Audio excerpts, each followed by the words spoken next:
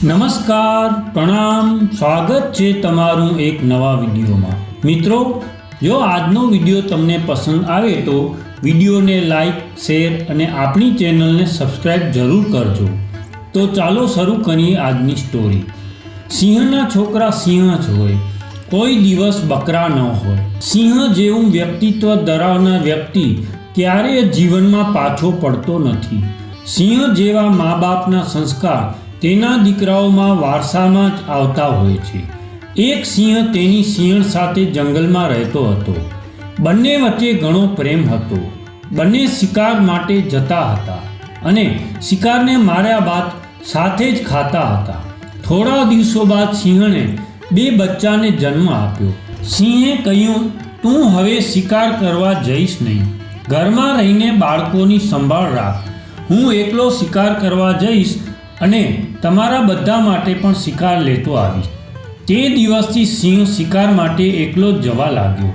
સિંહણ ઘરમાં જ રહી અને બંને બાળકોની સંભાળ લેવા લાગી। એક દિવસ સિંહ જ્યારે શિકાર કરવા ગયો ત્યારે આખો દિવસ ફરવા છતાં તેને કંઈ મળ્યું નહીં। પાછા ફરતી વખતે તેણે જંગલમાં શિયાળના બચ્ચાને એકલા ભટકતા જોયા। આજે સિંહણ માટે ભોજન નથી મળ્યું તો આ શિયાળને જ કેમ ન લઈ જાઉં? આવું વિચારીને સિંહે બાળકને પકડી લીધું। સિંહ શિયાળના બાળકને લઈને ઘરે પહોંચીને સિંહે શિયાળને કહ્યું કે આ સિવાય બીજું કંઈ આજે જંગલમાં મળ્યું નથી। તેને બાળક માનીને હું તેને મારીને ખાઈ શકતો નથી, તું તેને મારીને ખાઈ જા। સિંહણે કહ્યું, જ્યારે તમે તેને બાળક સમજીને મારી શકતા નથી તો પછી તમે મને તેને મારીને ખાવાનું કેમ કહો છો? હું તેને મારીને ખાઈશ નહીં।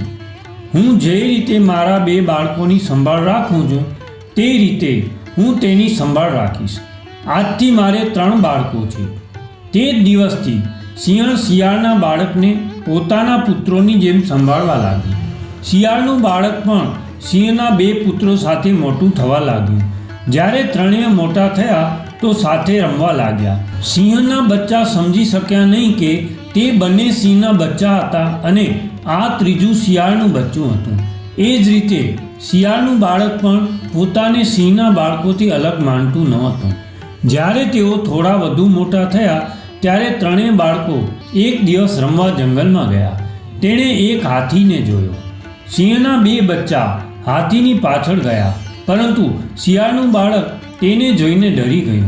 તેણે સિંહના બચ્ચાને રોક્યા અને કહ્યું, અરે, તેની પાછળ ન જાઓ, તે હાથી છે, તે તમારા બંનેને પગથી કચડી નાખશે। પરંતુ સિંહના બચ્ચાએ શિયાળના બચ્ચાની વાત ન સાંભળી। તેઓ હાથીને મારવા પાછળ ગયા, પરંતુ શિયાળનું બચ્ચું ડરી ગયું અને તેની માતા પાસે આવ્યું।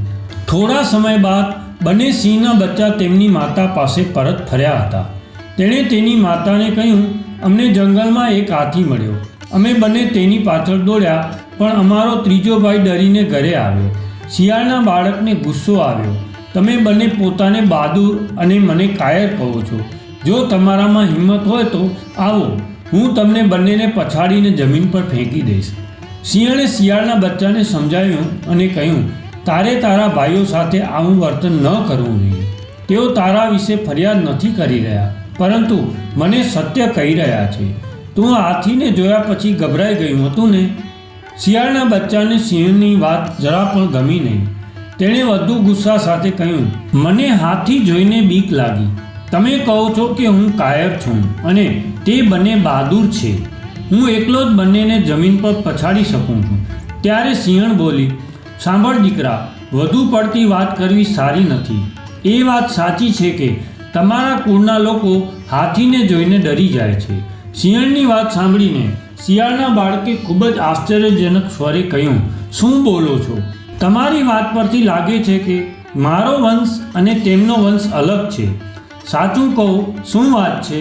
સિંહણ શિયાળના બાળકને લઈ ગઈ અને તેને સમજાવ્યું, જો તારો જન્મ શિયાળના વંશમાં થયો છે અને તે બંને સિંહોના વંશમાં જન્મ્યા છે, તારા પર દયા કરીને મેં તને મારા પોતાના બાળકોની જેમ ઉછેર્યો છે। હવે તું મોટો થઈ ગયો છે, મેં તને ઉછેર્યો છે, પણ તારા બધા ગુણો શિયાળ જેવા છે, તેથી તું હાથીથી ડરી ગયો। મેં અત્યાર સુધી આ વાત મારા બાળકોથી ગુપ્ત રાખી હતી. જ્યારે તેઓ જાણશે કે તું શિયાળનું બાળક છે ત્યારે તેઓ તને મારીને ખાઈ જશે. એટલા માટે આ રહસ્ય જાહેર થાય તે પહેલાં તું અહીંથી ભાગી જાય તે જ સારું છે. શિયાળની વાત સાંભળીને શિયાળનું બચ્ચું ગભરાઈ ગયું અને છુપી રીતે ભાગી ગયું. આમ શિયાળના બચ્ચાની રક્ષા થઈ. માતા પિતાના સ્વભાવ, લક્ષણો, પ્રતિભા અને ગમા અણગમાનો પ્રભાવ હંમેશા તેમના સંતાનો ઉપર પડતો હોય છે. આ ઉપરાંત તેમના કર્મોનો પ્રભાવ પણ સંતાનોના લક્ષણો ઉપર ઊંડી રીતે પડતો હોય છે. શાસ્ત્રોના મતે તો સંતાન સુખ એ પુત્રોની કૃપા કે કોપનું પરિણામ હોય છે. આથી સંતાનોના લક્ષણોની સરખામણી હંમેશા તેમના માતા પિતા સાથે થતી હોય છે. તો મિત્રો, આજની વાર્તા તમને કેવી લાગી કોમેન્ટમાં જરૂર જણાવજો અને પસંદ આવી હોય તો વિડીયોને લાઈક, શેર અને નવા હો તો ચેનલને સબસ્ક્રાઈબ જરૂરથી કરજો. તો ફરી મળીશું એક નવા વિડીયોમાં. જય શ્રી કૃષ્ણ. હર હર મહાદેવ.